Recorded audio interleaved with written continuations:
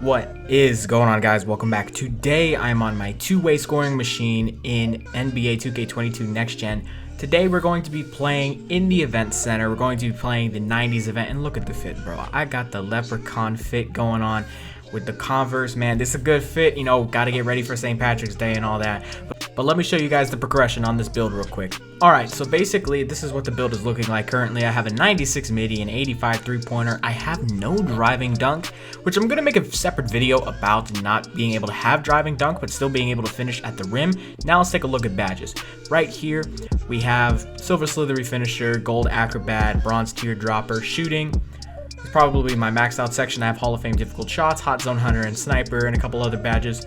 And playmaking, it's bare bones. I got quick first step, handles for days, unpluckable, and quick chain. That's all you need. All right, now let's get to some gameplay on the 90s event on Next Gen. Let's go.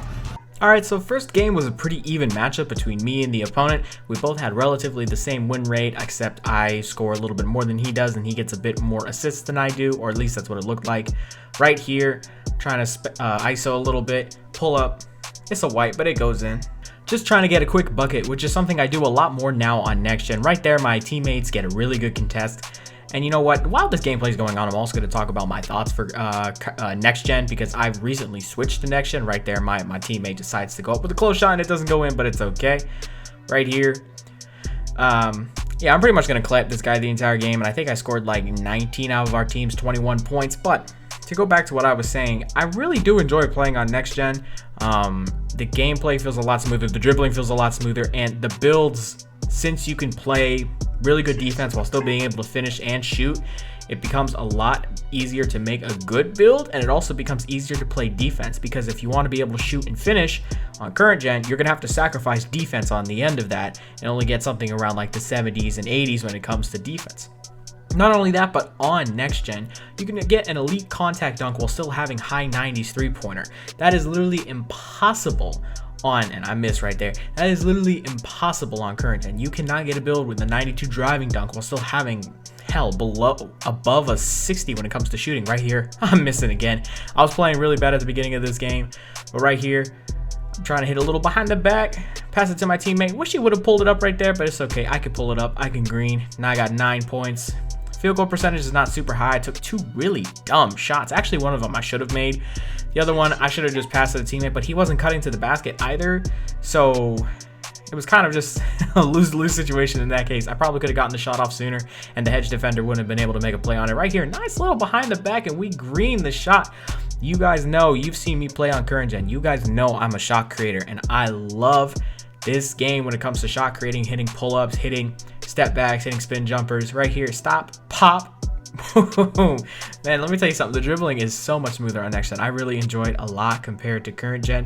On current gen, everything just feels very bumpy. And speaking of bumpy, we getting a little bumpy while guarding this guy right here. But you know what? That's the thing with Next Gen, is that you can make a build that's really good at defense, really good at shooting, and really good at finishing. And you could still tell the difference between specific players. Now, this is something that like a lot of people have said that, like, oh, well, if you can make a build that's really good at everything, then like what's the point of like making different builds? Height. Height is the main thing that decides the difference between specific builds on Next Gen. Right here, I'm playing on a 6'6" player, and sure, the movement is still pretty solid, but compared to other players, the movement is not as good. Like, I can hop on a 5'11", 5'10" build and dribble way better and still 3-hunt, but I won't be able to finish at the rim as well. I definitely won't be able to play as good defense, even if the perimeter defense is higher. And right there, that's the game-winning bucket. Right here, moving to the next game. And again, it's going to be dominance by my player, and I was able to lock up the other opponent. But yeah, no, as I was saying, that's the difference on Next Gen, is height. On current gen, there is way less variety when it comes to heights. On current gen, you basically either have somebody running a 6'1" play shot, 5'10" play shot, but anything higher than 6'4" at the guard position is really, it just doesn't happen unless if you're making like a 6'7" like pass first wing. But realistically, you just make a point forward if you're trying to make it like a pure yellow point forward. And then when it comes to shooting guard, you're realistically making nothing more than like 6'2" to 6'6", right? You're not going to make anything taller than that when it comes to shooting guard position. But on Next Gen, you can make anywhere between, like, for guards, anywhere between 6'7" to 5'9", and they're all usable, and they all have their strengths and their weaknesses. right? You know, the 5'11s are way better at 3 hunting, and they're way better at shooting as what. And then you have the 6'7s, which are kind of like your do-it-all, but don't really specialize in anything. And you could really tell the difference between them when it comes to the movement right here. Nice little floater. But yeah, no, you could really tell the difference between builds, especially when you get to some of the taller builds. They play ridiculously good rim defense. Like I have a 6'10" build, which is kind of like a Kevin Durant build, which you'll see soon, by the way, that I really enjoy playing on because I can really hunt when it comes to the middies, and then I can also finish at the rim while still playing really good defense because I'm 6'10".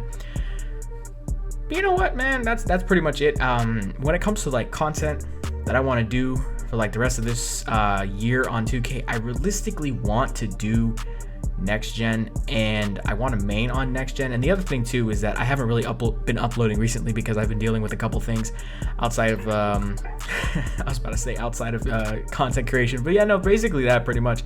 I've been dealing with some IRL stuff, and whoo, nice little snatch block. I've been dealing with some IRL stuff, but I have a little bit more time now to make content for you guys. I'm going to be doing face cam stuff again too. It's just been, timing has just been difficult. I've been trying to do that because I'm also in school.